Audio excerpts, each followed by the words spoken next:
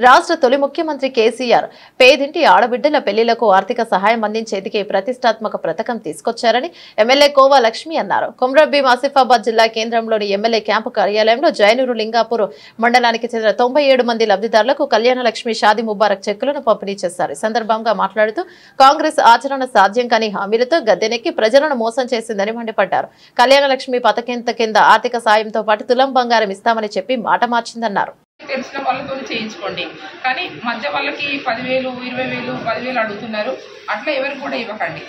ఎందుకంటే మీకు ఇచ్చేది మీ బిడ్డల పెళ్లిళ్ళ కోసం ఇవ్వడం జరుగుతుంది. కాబట్టి ఎవరు కూడా మీకు 10,000, 5,000 మీరు మధ్య వ్యక్తులకి మేము పేపర్లు తయారు చేస్తాము, మాకు ఇవ్వండి, పెళ్ళైన వెంటనే మీ దగ్గరకు వచ్చేసి పేపర్లు అడుగుతారు. అట్లా ఇవ్వకండి. ఎందుకంటే చాలామంది తెలిసిన వాళ్ళు ఉన్నారు. మన మైనారిటీస్లో కావచ్చు, మా ఆదివాసులలో కావచ్చు, అన్ని ఎస్సీలలో కావచ్చు, లేకుంటే మన ఎస్టీలలో కావచ్చు, జనరల్గా బీసీ వాళ్ళు కావచ్చు, ప్రతి ఒక్కరు కూడా చదువుకున్న పిల్లలు ఉన్నారు. ఇంట్లో ప్రతి ఒక్కరు కూడా చదువుకున్న వాళ్ళు ఉన్నారు. లేకపోయినా తెలిసిన వాళ్ళని పట్టుకొని మీరు సిగ్నేచర్స్ పెట్టే దాంట్లో ఎవరికి కూడా పైరవిధకారులకు మాత్రం ఇవ్వద్దు. అవునా? పైరవిధకారులకు ఇవ్వకుండా మీరందరూ కూడా చెక్కులు మీరు తీసుకొని మీరు ఈరోజు ఎవరైనా అర్జెంటుగా ఉంటే ఈరోజు తీసుకుపోయి మీరు అకౌంట్లో జమ చేసుకొని మీకు అవసరం ఉన్న అట్లా పట్టుకొని మీరు ఈ డబ్బులు కూడా మీరు తీసుకోండి. ఈరోజు మేము చెక్కులు ఇస్తాము, ఈరోజు కానీ రేపు కానీ మీరందరూ కూడా అకౌంట్లలో జమ చేయవలసిన అవసరం మీరు తీసుకుపోయి జమ చేసుకొని డబ్బులు తీసుకోవాల్సింది కోరుతూ, మరి చాలామంది అట్లా మాకు వస్తున్నాయి కాబట్టి మీరు ఎక్కడ కూడా ఎవరికి కూడా ఇవ్వద్దు.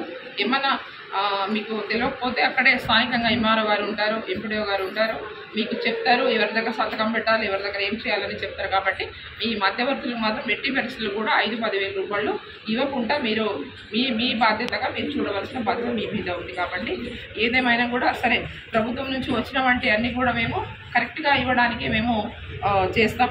ఏవైతే ప్రభుత్వంలో చాలా హామీలు ఇచ్చారు, 6 గ్యారంటీలు ఇచ్చారు, దాంట్లో ఇంకా ఏ గ్యారంటీ కూడా మనకి ఇంకా రాలేదు. ఇల్లు కావచ్చు, గ్యాస్ సిలిండర్ కావచ్చు, తర్వాత 2,500 రూపాయలు కావచ్చు, ఇంకా కూడా మనకు ప్రభుత్వంతో మేము కొట్లాడుతున్నాం.